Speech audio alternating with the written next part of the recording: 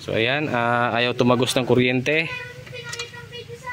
So kapag nakakabit ayaw gumana, ibig sabihin yung ground sa makina, ayan, ikakabit natin.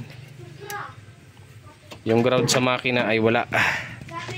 So try natin dito. Pero pare, pa-start nga ako. So dinikit natin sa body.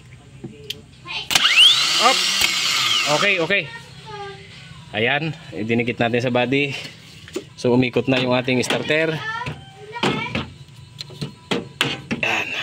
Kalasin muna natin. Ikakabit na uli. Kuha na. Ang hahanapin natin ngayon ay ground papunta sa iyong makina.